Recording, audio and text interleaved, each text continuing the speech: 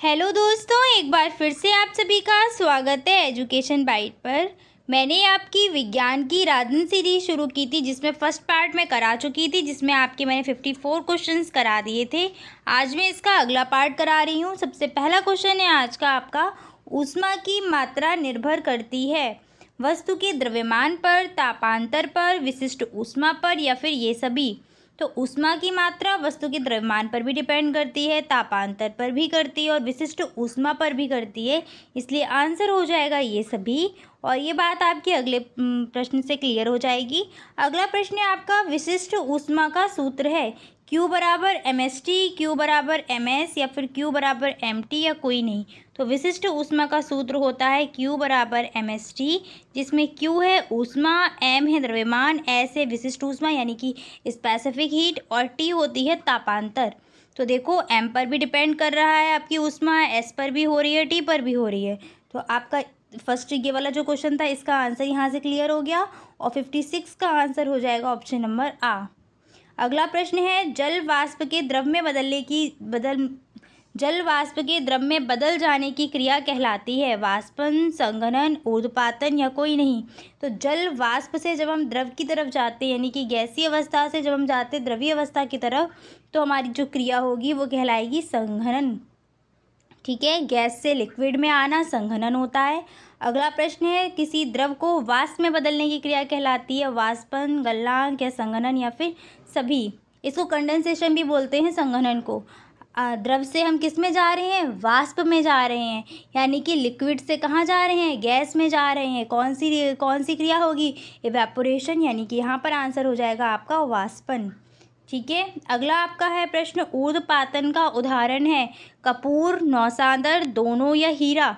तो देखो ऊर्ध्वपातन के एग्जाम्पल में कपूर भी आता है, नौसांदर भी आता है, इसलिए करेक्ट आंसर रहेगा दोनों, यानी कि ऑप्शन नंबर सा।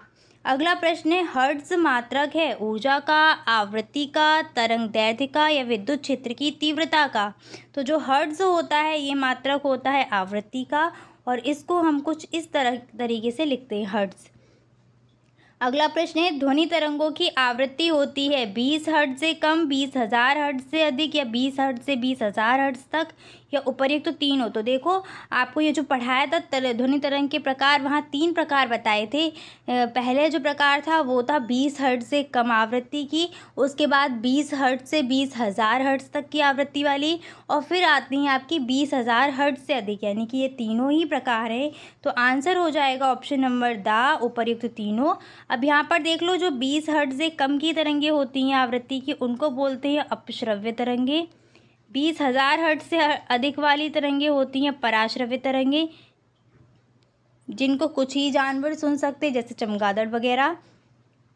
और लास्ट है आपकी 20 हर्ट्ज से 20,000 हर्ट्ज तक की, ये होती हैं श्रव्य तरंगे, जिन्हें मनुष्य का कान आसानी से सुन सकता है। अगला है, एल्कीन का उदाहरण है मैथेन। एल्कीन का उदाहरण है मैथेन, एथेन, एथिलीन या फिर कोई नहीं। तो यहाँ पर ध्यान रखना, आपको 3 चीज़ें मैंने पढ़ाई थी। पहला होता है एल्केन, दूसरा होता है एल्कीन और तीसरा होता है एल्काइन। ठीक है, ये इनके जो पीछे लगे हुए हैं ये इनके सफिक्स हैं। जब आपको एन दिखेगा तो वो क्या हो जाएंगे, एल्केन का एग्जाम्पल। जैसे मैथेन और एथेन किसके एग्जाम्पल हैं, एल्केन के एग्जाम्पल हैं। जब आपको पीछे ईन मिलेगा, जैसे क्या हो गया आपका एथीन, प्रोपीन, ये सारे होंगे किसके एग्जाम्पल, एथिलीन में, एल्कीन में आ जाएंगे। और मैथाइन, मैथाइन कह रही हूँ, प्रोपाइन, ब्यूटाइन, एथाइन, ये सारे किसके हो जाएंगे, एल्काइन के एग्जाम्पल। इसमें एल्कीन में आता है डबल बॉन्ड और एल्काइन में आपका आता है ट्रिपल बॉन्ड।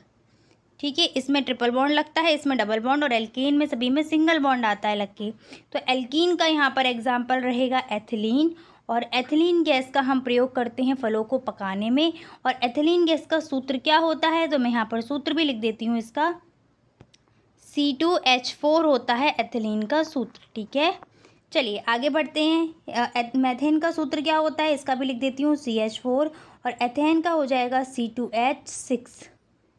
ठीक है, अगला है आपका एल्काइन का उदाहरण है एल्काइन। एल्काइन दिख रहा है ना, समझ में आ रहा है एल्काइन। एल्काइन का उदाहरण है एसिटिलीन, मेथेन, एथेन या कोई नहीं। तो एल्काइन का एग्जाम्पल है आपका एसिटिलीन, और इस एसिटिलीन का सूत्र होता है C2H 2। ठीक है, आगे बढ़ते हैं। अगला प्रश्न है 64। कार्बनिक यौगिक में पाया जाता है क्लोरीन, कार्बन, जिंक या फिर लेड। कार्बनिक यौगिक में क्या पाया जाएगा? कार्बनिक यौगिक है। और कार्बनिक यौगिक किसकी मात्रा की वजह से है? कार्बन की वजह से। तो आंसर हो जाएगा option B, carbon. Next question है इंसुलिन हार्मोन की कमी से होता है डायबिटीज़, कैंसर, बुखार या फिर कॉलेरा। तो आपका जो आजकल बहुत बीमारी चल रही है मधुमेह की, और मधुमेह की बीमारी ही होती है डायबिटीज़। किसकी कमी से होती है? इंसुलिन की कमी से होती है। और इसमें जब अधिक मात्रा में इंसुलिन कम हो जाता है तो फिर इंसुलिन आपकी जो पेशेंट होता है उसको इंसुलिन देने भी लगते हैं। अगला प्रश्न है ध्वनि की तीव्रता का मापन किया जाता है डेसिबल में, मीटर में, किलोमीटर में या पास्कल में। तो ध्वनि की तीव्रता याद रखिए किस में मापते हैं? डेसिबल में मापते हैं। पास्कल किसका मात्रक होता है? दाब का मात्रक होता है। मीटर, किलोमीटर किसके मात्रक होंगे? दूरी मापने के मात्रक होंगे। अगला प्रश्न है पर्यावरण दिवस मनाया जाता है 5 जून, 7 जून, 8 जून या फिर 9 जून। पर्यावरण दिवस जस्ट अभी हम लोगों ने कुछ दिन पहले ही मनाया हुआ है। ये मनाया जाता है 5 जून को। और पर्यावरण, इस बार के पर्यावरण दिवस की थीम क्या थी? अगर आप लोग जानते हैं तो प्लीज़ कमेंट में लिखकर बताइएगा। अगला प्रश्न है 68। निम्नलिखित में से एसिटिलीन का सूत्र है। जस्ट अभी मैंने ये आपको बताया एसिटिलीन का सूत्र, बताओ क्या रहेगा? CH, C2H6, C2H4, C2H2। तो एसिटिलीन का सूत्र है आपका C2H2। ठीक है, ये वाला गलत है, इसको मैं करेक्ट कर दूँ तो आपका CH4 बन जाएगा। और CH4 बन गया तो ये मैथेन का सूत्र हो जाएगा, ये एथेन का सूत्र हो जाएगा, और ये किसका हो जाएगा? आपका एथिलीन गैस का। ठीक है, याद रखना, यहाँ पर सभी के मैं नाम लिख देती हूँ तो आपको ये क्लियर रहेंगे। ये एथिलीन गैस है, ये आपका क्या है? एथेन है। और ये बन गया, अब जब मैंने करेक्ट किया है तब बनाया जाके मैथेन। आगे बढ़ते हैं। जब वस्तु अवतल दर्पण के मुख्य फोकस एवं वक्रता केंद्र के मध्य रखी होगी, मुख्य फोकस और वक्रता केंद्र के मध्य रखी होगी, तब वस्तु का प्रतिबिंब बनेगा उल्टा वास्तविक एवं वस्तु से बड़ा, सीधा वास्तविक तथा वस्तु से छोटा, उल्टा वास्तविक तथा वस्तु से छोटा, या सीधा वास्तविक तथा वस्तु से बड़ा। तो देखो, जब जब आपका वास्तविक प्रतिबिंब बनता है तब तब वो प्रतिबिंब कैसा होता है? उल्टा हो। हाँ, वास्तविक प्रतिबिंब जब भी बनेगा वो कैसा होगा? उल्टा होगा। और आभासी प्रतिबिंब जब भी बनता है वो कैसा होता है? सीधा होता है। पता है ना ये बात? आभासी सीधा बनेगा सदैव, इस चीज़ को ध्यान रखना। आभासी प्रतिबिंब सदैव कैसे बनते हैं? सीधे बनते हैं। और वास्तविक प्रतिबिंब सदैव उल्टे बनते हैं। तो यहाँ पर पहला ऑप्शन उल्टा वास्तविक है, ये तो चलो हम चेक कर लेंगे। सीधा वास्तविक, ये सीधे सीधे गलत हो गया। अगला डी ऑप्शन क्या है? सीधा वास्तविक, ये भी गलत। ठीक है, अब देखो जो वस्तु है वो कहाँ रखी है? मुख्य फोकस और वक्रता केंद्र के बीच में रखी हुई है। मैंने आपको कंडीशंस पढ़ाई थी, जब वस्तु अनंत पर रखी हो तब जो प्रतिबिंब है वो कैसा बनता है? बहुत छोटा बनता है। और धीरे धीरे जैसे ही हम वस्तु को दर्पण के पास लेते हुए आते हैं, हमारा प्रतिबिंब बड़ा होने लगता है। और जब हम अपनी वस्तु को वक्रता केंद्र पर रख देते हैं, उस कंडीशन में हमारा प्रतिबिंब सेम उसी साइज़ का बनता है जिस साइज़ की वस्तु होती है। और जब वक्रता केंद्र से और पास लेके आने लगे दर्पण के, तो हमारा जो प्रतिबिंब है वस्तु का वो बड़ा होने लगता है। कंडीशन देखो, मुख्य फोकस और वक्रता केंद्र के बीच में रखी है। और मुख्य फोकस कहाँ होता है? वक्रता केंद्र और दर्पण के बीच में। यानी कि वस्तु को हम धीरे धीरे कहाँ खिसका रहे हैं? दर्पण की तरफ खिसका रहे हैं। प्रतिबिंब मेरा क्या हो जाएगा? वस्तु से बड़ा हो जाएगा। याद करने की ट्रिक है, जैसे याद करो वैसे याद कर लो। मैंने आपको एक टेबल बना के भी उसमें समझाया था, वहाँ से भी याद कर सकते हो। तो हमारा आंसर क्या रहेगा? उल्टा वास्तविक और वस्तु से बड़ा। तो आंसर हो जाएगा हमारा ऑप्शन नंबर ए। अगला है आपका वायुमंडलीय दाब का मात्रक है पास्कल, बार, कैंडेला या केल्विन। तो वायुमंडलीय दाब का मात्रक होता है बार। नेक्स्ट क्वेश्चन है बैरोमीटर से मापा जाता है वायुमंडलीय दाब, संवेग या फिर ऊर्जा। तो बैरोमीटर से हम मापते हैं वायुमंडलीय दाब को। इम्पॉर्टेंट क्वेश्चन है, ध्यान रखिए इसको। और वायुमंडलीय दाब का मात्रक भी ध्यान रखना। अगला प्रश्न है द्रव में दाब का सूत्र है P बराबर HdG, P बराबर Hg या P बराबर Fa या ये सभी। तो द्रव में दाब का सूत्र होता है P बराबर HdG, जहाँ पर H होती है गहराई या फिर ऊंचाई, और D आपका घनत्व होता है, G होता है गुरुत्वीय त्वरण। प्रदूषण के प्रकार हैं जल प्रदूषण, वायु प्रदूषण, मृदा प्रदूषण या ये सभी। तो जल प्रदूषण भी प्रदूषण का प्रकार है, वायु प्रदूषण भी है, मृदा भी होती है, मृदा प्रदूषण भी होता है। आंसर हो जाएगा ऑप्शन डी ये सभी। नेक्स्ट क्वेश्चन है मिनी माता रोग होता है जल में पारे की अधिकता से, जल में नाइट्रोजन से, जल में ऑक्सीजन से या ये सभी। तो मिनी माता रोग होता है जल में पारे की मात्रा जब बढ़ जाती है तब होता है, याद रखना, इंपॉर्टेंट क्वेश्चन है। नेक्स्ट क्वेश्चन है 75 ब्लू बेबी सिंड्रोम किसकी अधिकता से होता है, पेयजल में नाइट्रेट से, पेयजल में फ्लोराइड से, पेयजल में क्लोरीन से या ये सभी। इम्पॉर्टेंट है, स्टार बना देते हैं। जो ब्लू बेबी सिंड्रोम है इसमें क्या होता है, बच्चे की जो स्किन होती है वो नीली पड़ने लगती है ब्लू बेबी सिंड्रोम में। ये आपका होता है जब पीने वाला पानी होता है उसमें नाइट्रेट की अधिकता हो जाती है, उस टाइम पे ये रोग होने लगता है, बच्चों में होता है ये। तो आपका आंसर रहेगा पेयजल में नाइट्रोजन की अधिकता से। अगला प्रश्न है तरंग गति के प्रकार होते हैं 1, 2, 3, 4। तो मैंने आपको दो दो प्रकार में पढ़ाया था, माध्यम में कण की दिशा के उसमें, और आपका एक क्या था, माध्यम के सापेक्ष कण की दिशा जिसमें आपकी अनुदैर्ध्य और अनुप्रस्थ थी। तो आपका आंसर हो जाएगा ऑप्शन नंबर बी 2। अगला क्वेश्चन है कार्बन के दो अपरूप हैं हीरा ग्रेफाइट, दोनों या कोई नहीं। तो कार्बन के अपरूप में हीरा भी आता है, ग्रेफाइट भी आता है, ठीक है। आंसर हो जाएगा ऑप्शन नंबर सा, ये दोनों। ग्रेफाइट की खासियत है ये विद्युत का क्या होता है, सुचालक होता है, ध्यान रखना ये विद्युत का सुचालक है, ठीक है। एक ऐसी अधातु जो विद्युत की सुचालक होती है वो ग्रेफाइट ही होता है, क्योंकि कार्बन अधातु है, अधातु है तो कार्बन के अपरूप भी सारे अधातु रहेंगे। इसीलिए ये इम्पॉर्टेंट है कि अधातुएं सारी जो होती हैं वो विद्युत की सुचालक नहीं होती हैं, लेकिन फिर भी ये अधातु होने के बावजूद भी सुचालक है, इसीलिए ये इम्पॉर्टेंट रहेगा। और दूसरा, हीरा सबसे कठोर पदार्थ है, पृथ्वी पर मौजूद सभी पदार्थों में सबसे कठोर पदार्थ में आपका हीरा आता है, और किसका अपरूप है, कार्बन का, ध्यान रखना है इसको। अगला प्रश्न है हाइड्रोकार्बन होता है हाइड्रोजन से, हाइड्रोकार्बन बना होता है हाइड्रोजन से, कार्बन से, दोनों से या ये सभी। सॉरी कोई नहीं, ये सभी कहाँ है, कोई नहीं। हाइड्रोकार्बन नाम में ही क्लियर हो रहा है, हाइड्रोकार्बन इसका मतलब क्या है, इसमें हाइड्रोजन भी होगा और साथ साथ कार्बन भी होगा, हाइड्रोजन मौजूद भी होगा इसमें और कार्बन भी होगा। तो हमारा आंसर क्या हो जाएगा, दोनों, ऑप्शन नंबर सा। अगला प्रश्न है असंतृप्त हाइड्रोकार्बन है। आपके मैंने हाइड्रोकार्बन जब पढ़ाए तब दो प्रकार के हाइड्रोकार्बन बताए थे, पहले होते हैं संतृप्त और दूसरे होते हैं असंतृप्त।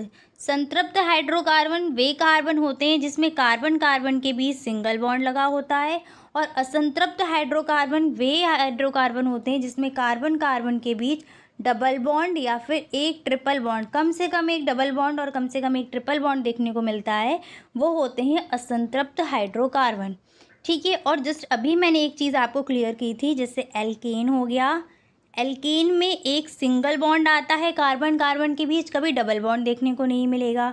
अगला हो गया एल्कीन, एल्कीन में एक डबल बॉन्ड आएगा, मतलब एक या एक से अधिक भी हो सकते हैं पर डबल बॉन्ड देखने को मिलेगा। और एल्काइन जो होता है इसमें ट्रिपल बॉन्ड देखने को मिलते हैं। तो यहाँ से क्लियर हो रहा है कि जो आपके असंतृप्त हाइड्रोकार्बन है वो एल्कीन और एल्काइन हैं, एल्केन संतृप्त हाइड्रोकार्बन होते हैं। तो देखो पहला ऑप्शन क्या है, मैथेन, दूसरा क्या है, एथेन, तीसरा है दोनों और चौथा है कोई नहीं। तो मैथेन और एथेन संतृप्त हाइड्रोकार्बन है, असंतृप्त नहीं है। तो आंसर हो जाएगा इनमें से कोई नहीं। अगला प्रश्न है वायु प्रदूषण के सूचक हैं शैवाल, लाइकेन, कवक या फिर जीवाणु। इम्पॉर्टेंट क्वेश्चन है, स्टार बना देती हूँ मैं इस पर।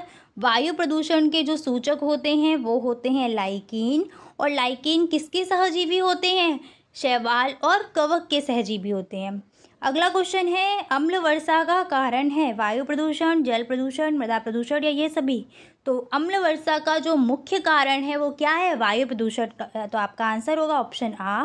नेक्स्ट क्वेश्चन है अम्ल वर्षा में उपस्थित अम्ल हैं नाइट्रिक अम्ल तथा सल्फ्यूरिक अम्ल, सिट्रिक अम्ल, एसिटिक अम्ल, हाइड्रोक्लोरिक अम्ल। अम्ल वर्षा आपको बताई थी मैंने, ये किस किस के कारण होती है, नाइट्रोजन के ऑक्साइड और सल्फर के ऑक्साइड जब वायुमंडल की जो नमी होती है या जो पानी होगा उससे क्रिया करते हैं तो ये आपके नाइट्रिक एसिड और सल्फ्यूरिक एसिड बनाते हैं और वही क्या है, वर्षा के रूप में नीचे आने लगता है, जिसको हम कहते हैं अम्ल वर्षा। तो अम्ल वर्षा में कौन कौन से एसिड होंगे, आपके नाइट्रिक एसिड होता है और सल्फ्यूरिक एसिड होता है। तो आंसर हो जाएगा ऑप्शन ए, नाइट्रिक अम्ल और सल्फ्यूरिक अम्ल। किस कारण होता है, नाइट्रोजन और सल्फर के ऑक्साइड की वजह से होता है। ये जो आपके होते ही अम्ल वर्षा होती है, इसकी वजह से जो है पत्थर वगैरह होंगे ना, उनका रंग भद्दा होने लगता है, जिसको हम स्टोन कैंसर भी बोलते हैं। आपसे पूछा जाए कि स्टोन कैंसर का कारण क्या है, तो अम्ल वर्षा ही होती है। जैसे ताजमहल का रंग हल्का सा पीला पड़ता जा रहा है ना, किसके कारण, अम्ल वर्षा के कारण। अगला प्रश्न है, भोपाल गैस त्रासदी का कारण है ethyl isocyanate, methyl isocyanate, carbon dioxide, carbon monoxide. बहुत फेमस क्वेश्चन है और आपको मिला भी होगा, ईवीएस वगैरह में, टेट में ये पूछा भी जा चुका है।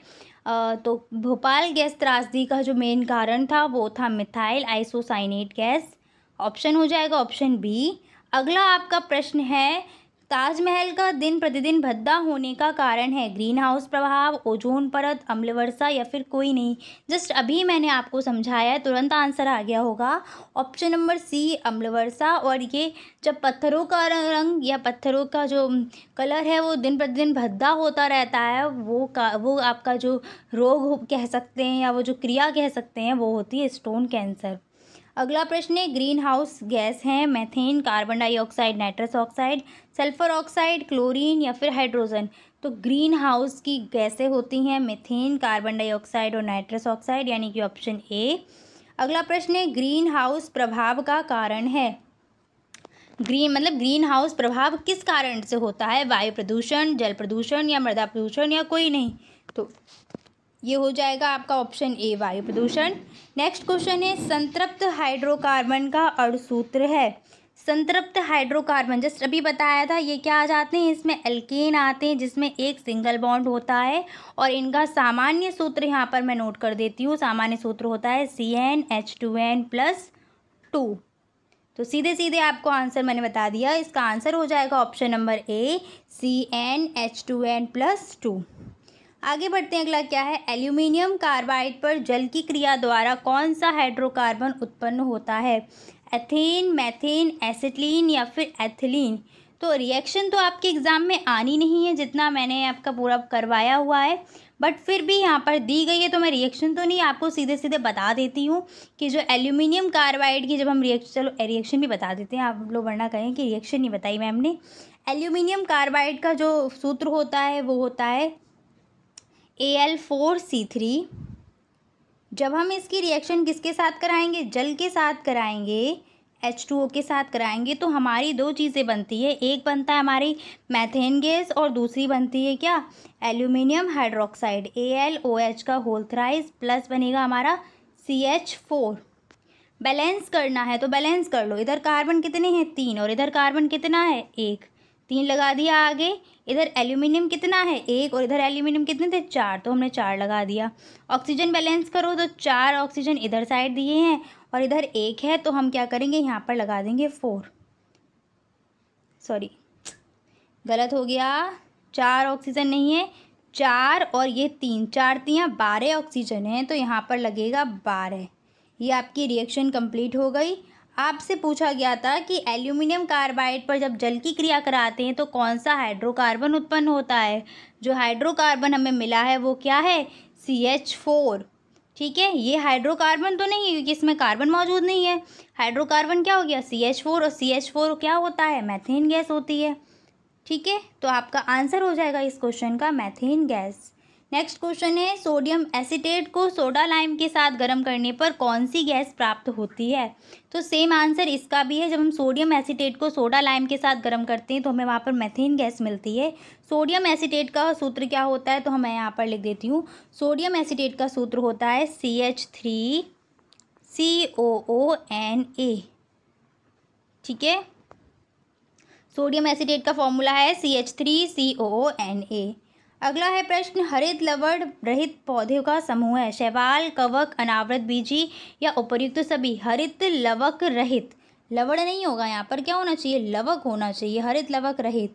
तो हरित लवक देखो शैवाल में पाया जाता है, अनावृत पीजी पौधों में भी पाया जाएगा, ऐसा कोई कंडीशन नहीं कि उनमें नहीं पाया जाएगा। किसमें नहीं पाया जाता है, कवक, फंगी, फफूंद, जानते हैं ना, ब्रेड वगैरह पे लगी होती है, और हरित लवक इसमें नहीं होता, इसी वजह से ये भोजन अपना नहीं बना सकती। ठीक है, अगला हो जाएगा आपका क्वेश्चन क्या है, किसी वस्तु द्वारा प्रति सेकेंड किए गए कंपनों की संख्या क्या कहलाती है।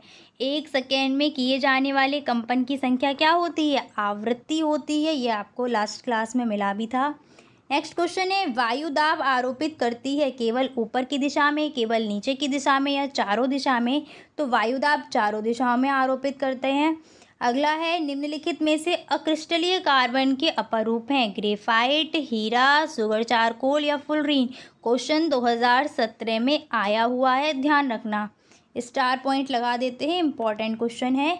तो निम्नलिखित में से अक्रिस्टलीय कार्बन का रूप क्या है, तो देखो ग्रेफाइट क्या है, क्रिस्टलीय है, हीरा भी क्रिस्टलीय है, फुलरीन भी क्रिस्टलीय है। अक्रिस्टलीय क्या बचा, सुगर चारकोल, जंतु चारकोल भी यहाँ पर देखने को मिलेगा आपको। कोयला हो गया, वो भी क्या है, अक्रिस्टलीय अपरूप है। अगला प्रश्न है, कुक्कुट पालन संबंधित होता है कबूतर से, मुर्गी से, कोयल से या कंगारू से। कुक्कुट पालन ये किससे जुड़ा हुआ है, मुर्गी से। नेक्स्ट क्वेश्चन है, एक दोलन पूरा करने में लगा समय कहलाता है आवर्तकाल, काल्पनिक गति, दोलन गति या फिर आवर्ती गति। बताओ क्या रहेगा, पूछा है एक दोलन पूरा करने में लगा समय, तो ये कहलाता है आवर्तकाल। ठीक है, अगला प्रश्न है, तरंग दैर्ध्य लैम्डा हो, आवृत्ति को एन से रिप्रेजेंट करें और तरंग की चाल को वी से, तो इनमें सही संबंध क्या होगा। तो सूत्र हमने पढ़ा हुआ है, वी बराबर एन लैम्डा। वी यहाँ पर चाल है, एन आवृत्ति है और लैम्डा क्या है, तरंग दैर्ध्य है। कोई ऑप्शन मिल रहा है, पहला ऑप्शन है एन इक्वल लैम्डा अपॉन, अच्छा अपॉन में मिल रहा है, तो हम क्या करें, लैम्डा बराबर निकाल लेते हैं, यहाँ से लैम्डा बराबर निकल के आ जाएगा वी अपॉन एन। ठीक है, कहाँ मिल रहा है, लैम्डा बराबर बी अपॉन एन, तो आपका ये रहेगा सी ऑप्शन, लैम्डा बराबर बी अपॉन एन। नेक्स्ट प्रश्न है, प्लास्टिक कितने प्रकार की होती हैं, तो प्लास्टिक बताओ 1 2 3 4 कितने प्रकार की होंगी। प्लास्टिक होती हैं 2 प्रकार की, थर्मोप्लास्टिक और थर्मोसेटिंग प्लास्टिक। अगला प्रश्न है, डीडीटी है खरपतवारनाशी, कीटनाशी, दोनों या कोई नहीं। तो डीडीटी जो है वो क्या है, कीटनाशी होता है। नेक्स्ट क्वेश्चन है, 2,4 डी है खरपतवारनाशी, कीटनाशी, दोनों या कोई नहीं। तो ये होता है खरपतवारनाशी। अगला प्रश्न है आपका 100 क्वेश्चन, कोशिकीय क्रियाओं में सामान्य तुरंत उपयोगी ऊर्जा युक्त पदार्थ है। तो याद रखना, ये जो आपकी ऊर्जा होती है हमारे शरीर में, जो हम जैसे श्वसन की क्रिया करते हैं, उसके बाद जो हमने भोजन खाया है और उससे क्या होता है, हमारे शरीर में ऊर्जा उत्पन्न होती है इस रिएक्शन से। तो वहाँ पर जो ऊर्जा है वो हमारी बॉडी में संचित किस रूप में रहती है, एटीपी के रूप में रहती है। तो आंसर सीधे सीधे हो जाएगा इस प्रश्न का एटीपी। नेक्स्ट क्वेश्चन भी कुछ ऐसा ही है, श्वसन के बाद ऊर्जा स्थानांतरण मुख्यतः कौन करता है। वैसे तो ये क्वेश्चन मुझे समझ में नहीं आ रहा, लेकिन मेन क्वेश्चन क्या रहेगा, ऊर्जा स्थानांतरण कौन करेगा, जिस रूप में ऊर्जा संचित होगी, एटीपी के रूप में संचित है तो यही स्थानांतरण करेगा। आंसर क्या रहेगा, ऑप्शन नंबर बी एटीपी। ठीक है, ग्लूकोज भी मुझे लग रहा है, इसका ग्लूकोज भी हो सकता है, बट पता नहीं कैसे अजीब अजीब क्वेश्चंस बना देते हैं ये लोग, जिन क्वेश्चंस का कोई मतलब नहीं है, जैसे आपने एसएसटी में भी देखे हैं। नेक्स्ट अगला क्वेश्चन है आपका, जल प्रदूषण का कारण है कीटाणुनाशक पदार्थों का खेतों में छिड़काव, धुआं, स्वतः चालित निर्वातक, हवाई जहाज। तो जल प्रदूषण का मेन कारण क्या रहेगा, कीटाणुनाशक पदार्थों का खेतों में छिड़काव। ठीक है, ये धुआं वगैरह तो वायु प्रदूषण में आ जाएंगे, ये जल प्रदूषण में नहीं आएंगे। अगला प्रश्न है, अत्याधुनिक काल में निम्नलिखित में से प्रदूषण का कारण है गंदी नाली, रेडियोधर्मी पदार्थ, ध्वनि या फिर धुआं। अत्याधुनिक काल में सबसे ज़्यादा प्रदूषण किसकी वजह से होगा, रेडियोधर्मी पदार्थों की वजह से। अगला है, प्रदूषण को नियंत्रित किया जा सकता है सीवेज उपचार के द्वारा, विद्युत चालित वाहनों के द्वारा, परमाणु बम को रोककर, या इन सभी से। तो इन सभी से हम प्रदूषण को नियंत्रित कर सकते हैं। तो आंसर हो जाएगा डी ऑप्शन, यानी कि ये सभी। अगला प्रश्न है, निम्न में से ऊर्जा अपशिष्ट है वाहित मल, द्रव अपशिष्ट, ताप ध्वनि व रेडियो एक्टिव अपशिष्ट या ठोस अपशिष्ट।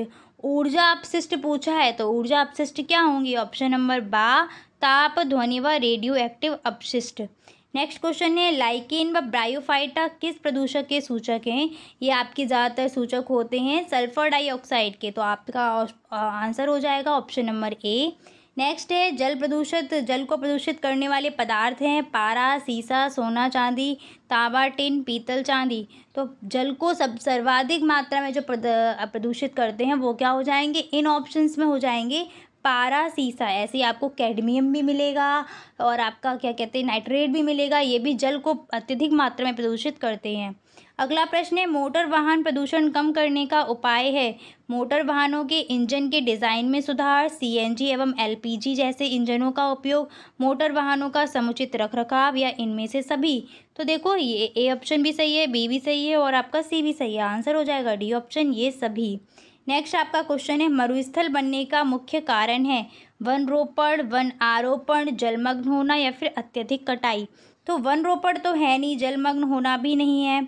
आरोपण का मतलब है दोष लगाना, या फिर वनों का आरोपण का मतलब होता है वन आरोपण का, कि वन जो भी पेड़ वेड़ हैं उनको एक स्थान से हटा के दूसरे स्थान पर शिफ्ट कर दो।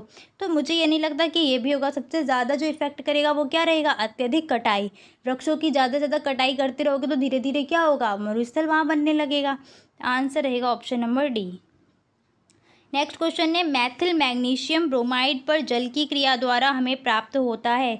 C2H6, CH4, CH3OH, C2H5OH। तो मैथिल मैग्नीशियम ब्रोमाइड पर जब हम जल की अभिक्रिया कराते हैं तो वहाँ पर हमें सर्वाधिक मात्रा में जो प्राप्त होती है वो होती है मीथेन गैस, यानी कि आंसर हो जाएगा CH4।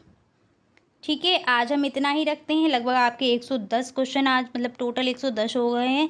आपके लगभग 50 या 60 क्वेश्चन और बचे होंगे तो उनको मैं अगली क्लास में कंप्लीट करा दूंगी। चलिए मिलते हैं आपकी अगली क्लास में, तब तक अपना ख्याल रखिए। Thanks for watching and please like, share and subscribe my channel. Bye bye, take care.